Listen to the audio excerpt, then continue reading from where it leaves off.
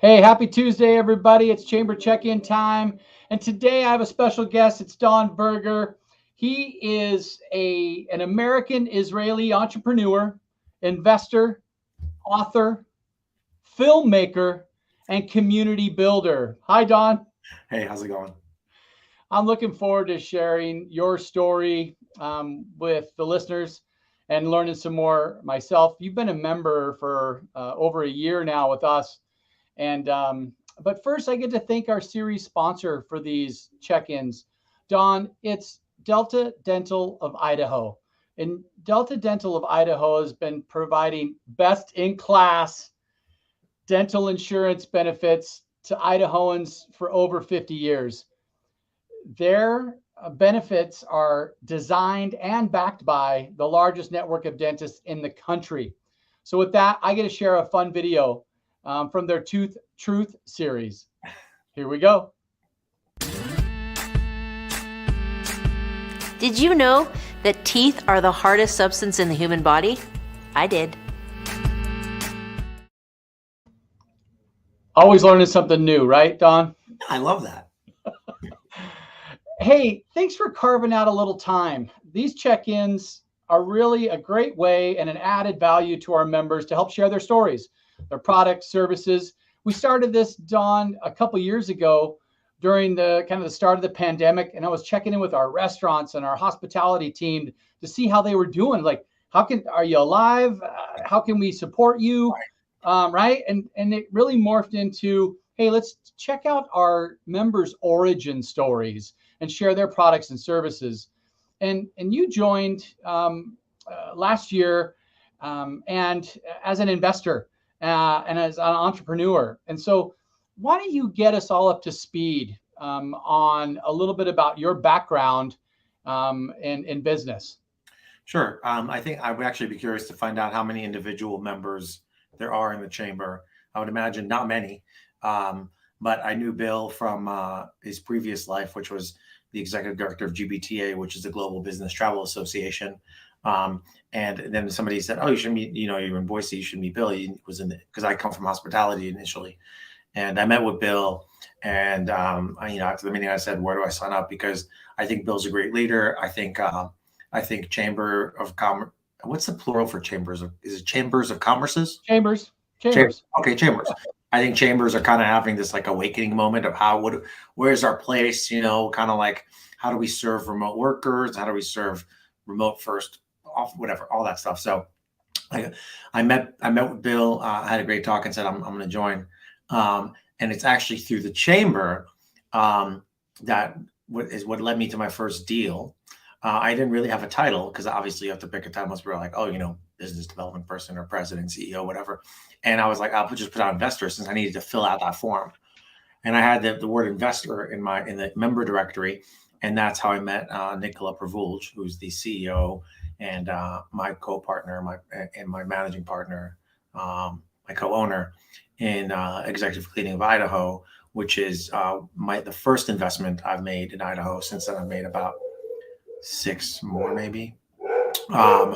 But anyway, so that's kind of why the title was investor. Admittedly, I'm still a little thrown off by the multiple titles you gave me when we introduced me, but I'm like, I need a catch-all for all those things. But anyway, it doesn't matter. So my story, real quick, jumping into that, I'm an immigrant. I was born in Israel. I moved to the States when I was 9. We moved here because my mom met and then eventually married an American man who was doing his sabbatical in Israel. They met at the university where they both taught. And I've been in the States now for 30 years, which reveals my age of 40. And I learned how powerful meetings and events were as a tool for bringing people together early on in my life. And I always wanted to make them better because I really believe that if and when we get together, virtually or in person, the meeting or event has to achieve great things. And what I mean by that is it has to accomplish its objectives, and it has to serve the audience, the sponsors, and all the different stakeholders. So I started after, doesn't matter what I did before, but after a few other jobs, I started Social Tables, which I sold in 2018, Q4 of 18, to a publicly traded company named Cvent. It was a good outcome for everyone involved. We were doing about 20 million in recurring revenue the year we sold, growing 30% year on year, 120 employees, 6,000 paying customers. So it was kind of, medium-sized business. Hey, Don, can I ask you a quick question? That's my background in business. Tell me, I don't know what Social Tables is. What was that you created? So Social Tables was event management software in the hospitality industry. Basically, for anybody listening or interested, if you ever built a house or designed a house or rented an apartment, you probably got a floor plan for that apartment or for that house. Our software was the first in class to bring floor plans for events to the web, so that you can design your event online.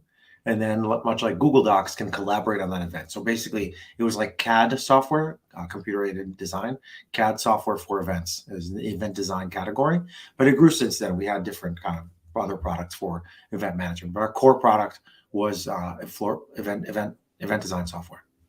And that was the value, right? And I'm sure that it was very popular.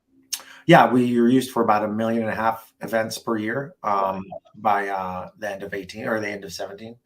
And had about 30,000 meeting and event professionals using it on a monthly basis. It is the leading in its category, but it's a pretty niche category, quite frankly. Okay.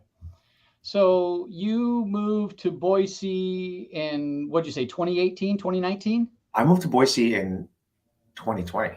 2020. Yeah, okay. Right at the beginning of this whole pandemic. Right. Middle of the pandemic. Middle. Okay. And your entrepreneur story is unique. And then you chose Boise. Maybe tell us a little bit about why you chose Boise. And I know the story because we had a meeting this morning and we dove deep into it, but maybe just simplify it and kind of share it with the listeners today. Sure. So basically, so I sold my business in late 18. I stuck around for a year with the acquirer, the old handcuffs. Although I did leave in a year, I violated my contract. I left 50%. I left 12 months as opposed to 24 months in, which shows you my need to be independent. And I was in Washington. Excuse me one second. I was in Washington, D.C., where I'd gone to grad school and just stuck around because that's where my business was. So then it was back to the drawing board, and I was like, okay, well, let me go back to what I know, which is New York City. So I started kind of like networking back there again, because I haven't been there for a decade at the time.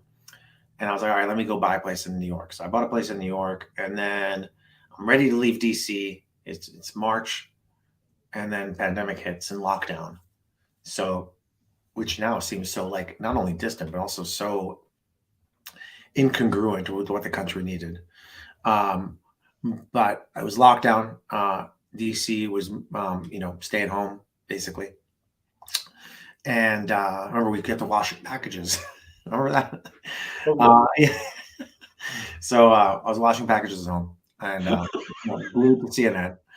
And after a month of it, I was like, F this. I can't do this anymore. Let me pass the time, because I thought it was going to be kind of like a, quick thing. Right. I was like, let me pass the time by doing a quick road trip to Florida. And what was supposed to be a 2-week road trip to Florida ended up being a 4-month road trip across the United States, where me and some friends covered 15,000 miles, visited 18 cities, and eventually led me to what I now realize was a trial and error kind of run of where I want to spend my time. And I stumbled onto Boise literally on the way to Bozeman. And I said, oh, this place is pretty cool. And then I said, what if I experimented living here? So since that moment when I had this kind of epiphany of like, I can be anywhere, this COVID thing's not going away, up until this very day, I've yet to be back on the East Coast as far as living capacity. And I now live here, and I live in the North End, and I have some, I do a lot of community work here that I'm passionate about. So yeah, that's how I ended up here. That's so cool that you stumbled across Boise, said, maybe I'll stay here another night. Yeah, totally. Well, maybe I'll stay another night. And here it is 2 years later. Yeah, that's right. I mean, that's kind of like the new normal, isn't it? Yeah.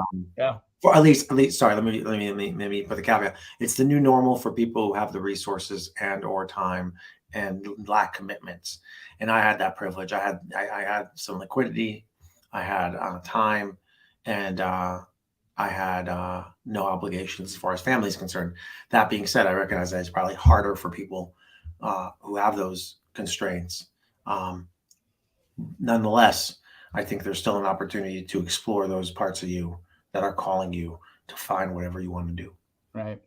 Hey, that's a good segue into really learning a little bit more about this brand here, Journey, that's on this logo that you asked me to put on this screen. And with the selling of social tables and the moving to Boise and being an entrepreneur and a community builder, tell me a little bit more about that that journey and the space to belong to. It's really important now with businesses trying to attract talent, and also our region here trying to attract, good paying jobs and keep the talent here as well. So tell me a little bit more about Journey. Sure. So there's a guy named Bob Buford who wrote a book called Halftime, and the subtitle of the book is From Success to Significance. And in his book, Bob discusses his the sale of his first business, which gave him the privilege, so to speak, to take some time to realize how he wants to spend the second half of his life, kind of making the analogy to a sports game. First half you got going on, you kind of just go execute. Halftime you reevaluate, and second half you kind of try to either keep your advantage or gain it. And I kind of follow that model. So I view, from birth to call it 2018, as my first half, running all over the place, trying to figure out, how do I make social table successful? I never started a business to try to sell it. That was never my intention. I wanted to build a business that was amazing to work for and created a really good, category creating, shattering product. So my number was always a certain amount, and I was offered that number, so I took it. But it was never my intention to sell. So first half was all about, establishing credibility for myself as an entrepreneur and a business guy. And then halftime was kind of like, okay, let's pause. Let's kind of survey the field. Let's understand who I am. Who do I identify as? What do I identify as?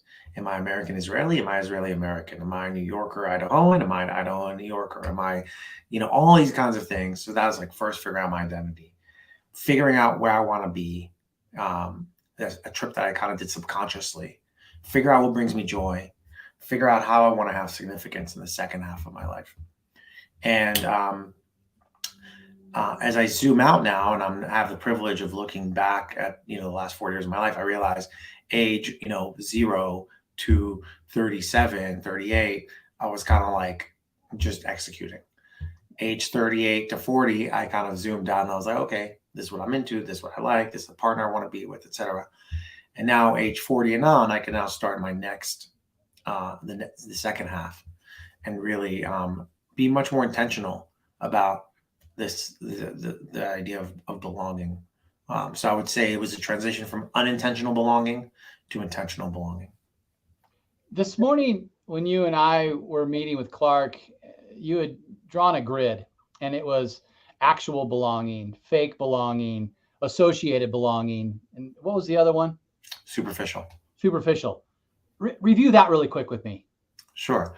So based on the research that I've done, the academic research, there are multiple paths to belonging. And so first of all, let's define belonging. Belonging is, the way I see it, it is the feeling when you can be your authentic self and feel accepted by those around you.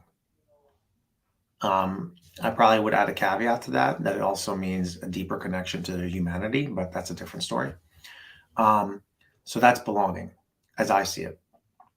Assuming that definition to be true, there are multiple paths to get there, and they all act in concert to fill up what researchers call your sociometer. It's kind of like a fuel tank that you have to keep adding to get to 100%. And this can be done through numerous ways, and it's several different permutations. It can involve pets. It can involve your favorite band that you're maniacally obsessed with and go see in every show. It can involve a romantic partner. It can involve your ski buddies like you have, Paul, perhaps. And it's all these things that together gets your sociometer up to a full capacity. So what I shared with you are the four kind of major paths to belonging. And they are, and I name them differently. The research has like these like big words to it. The first one is faux belonging, fake belonging. That's this idea that you feel connected to people, but you really lack care that you would as you would with your family. And you kind of feel connected to people, but you lack the connection that you and I have, for example. So that would be the equivalent of me going to Albertsons and waving to people at the dairy aisle. Hey, I'm like overly doing it because I'm now like living in Idaho, so I have to be like super nice. So that'll be that. That's the. Did you see the billboard, by the way, on like State Street? It's like, be nice, give a stranger a hug day. I was like, okay. So anyway, so there's like that, right? There's like, okay, I'm belonging. Then there is superficial belonging, which are the things we do to feel belonging. Like, for example, dressing up in fur when you go to Aspen or whatever. Or like, wearing, what do you call the last day in Bogus or whatever, when everybody wears like costumes? Oh, yeah. Bug Space, the last day. I don't know what it's called. Yeah. Okay, you know what I'm talking about though, right? Yeah. Or it's like that. It's like, so it's superficial, but obviously it's fun and stuff. But like for the first thing I did when I moved here is buy a truck. Okay, now I'm in Idaho and I'm driving a truck. So like I did that, for example. So that's superficial belonging. Again, it makes me feel good, but it doesn't fill up my tank all the way. Right. Then there is associative belonging, which is kind of like this idea. Okay, I identify as Jewish, so I'm part of the Jewish Idahoan, community. There's about 3,000 Jewish families in Idaho, so I got a double. I've never been like an observant Jew my whole life, but I started going to some Jewish things when I moved here just to kind of get that Jewish community. That's associative belonging by association. And then finally, there's deep belonging. You call it real belonging, you call it authentic belonging, whatever you want to call it. But it's kind of like having deep connection and having deep care for the people around you. And that's not necessarily, it might be like your work for like the people in your workplace that like you go to lunch with all the time, or it might be the friends you meet on every Friday to play poker, or it might be your book club or whatever. It's like a family, but that's the deep belonging of your partner. And that's usually associated with both high risk and high reward. So basically, the more risk we have to a belonging relationship, the more reward it has as well, because it creates a secure attachment between the members of the community. I'm glad that we had that conversation earlier today, and I'm glad we're having it again, because there's nothing more important for the business community that I work with day in and day out to retain their associates and employees and attract new associate employees. And I think it's a big deal to talk about belonging and how do you feel at work? What does that look like? So thanks for bringing that to an elevated level for me. Can I make a comment about that, Paul? Yeah, absolutely. So I had this realization a couple of weeks ago that just like in everything in my life where I try to find belonging, because I have like a series of childhood traumas related to adoption and immigration and divorced parents and step family and all this stuff that happened before I was 10 that really made me feel belongingless most of my life. What I've observed is even in starting my company, I was actually trying to solve it, to create a company for myself, belonging for me, my people, my colleagues. That's where I was getting a lot of my belonging needs met. As we grew, once we passed about the 40 employee mark, I felt alone in my own business. I was like, I don't belong here anymore. So we tried shifting the values and shifting the culture. What I realized is that I didn't have any belonging outside of my workplace. And I was fulfilling a lot of needs that cannot be met by work through work. And what I regret is not giving employees more space to manage, for lack of a better word, their personal belonging tribes and circles and whatever, whether it's a house of worship or whether it's family stuff or whether it's a sports team and all that stuff. So I did not respect that enough back then. So related to retaining talent, if I was CEO today, what I would do is I would encourage employees to share the places they get belonging outside of work in order to strengthen their connection to work. Okay.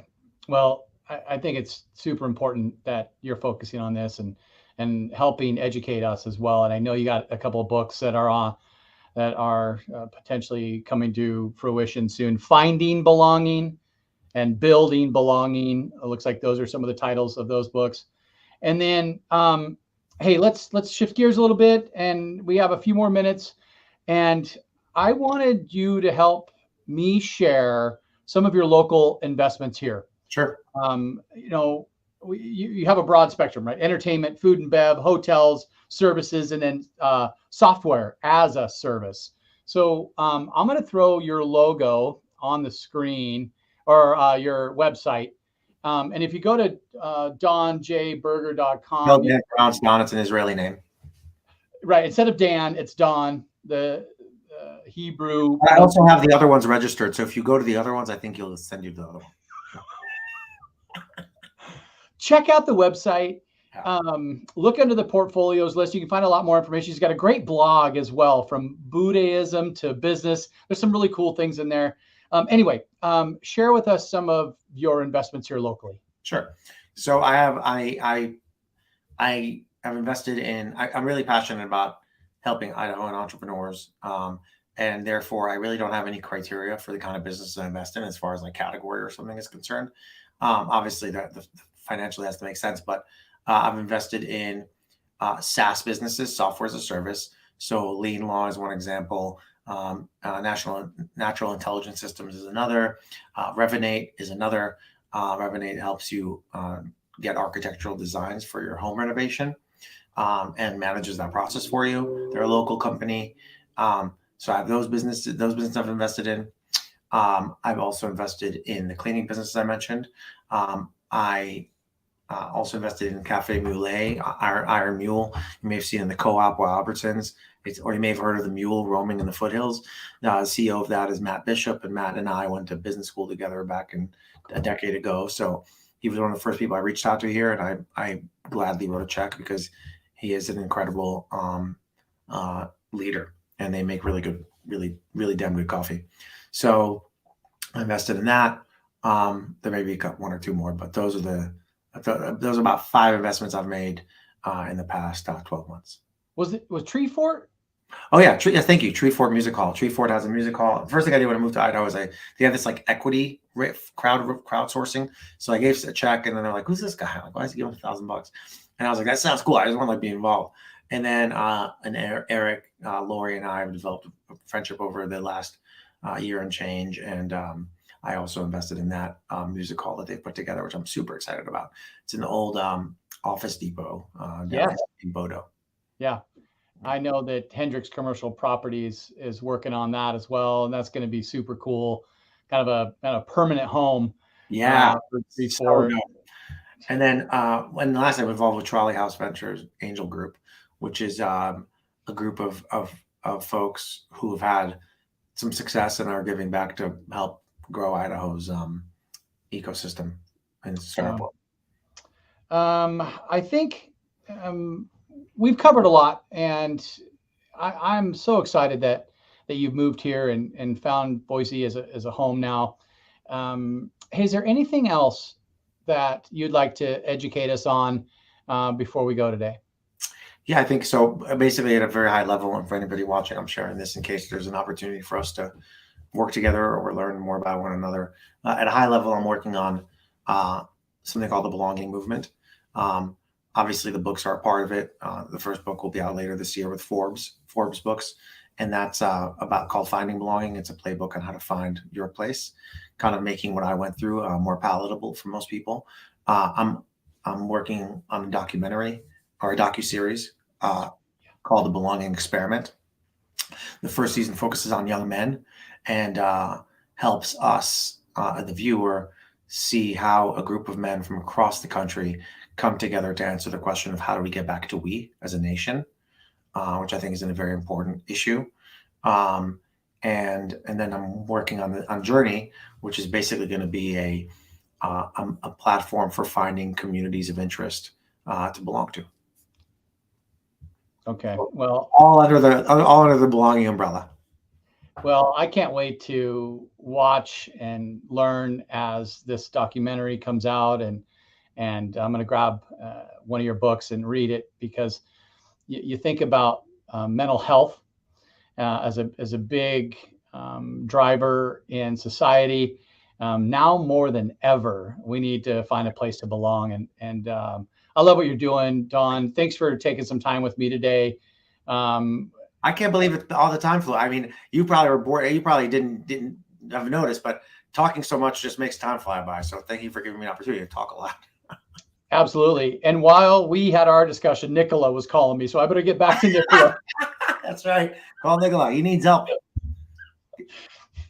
Don, hey, thanks for your time, buddy. Appreciate it. I'll see you at Mulligan soon. Thank you for the opportunity.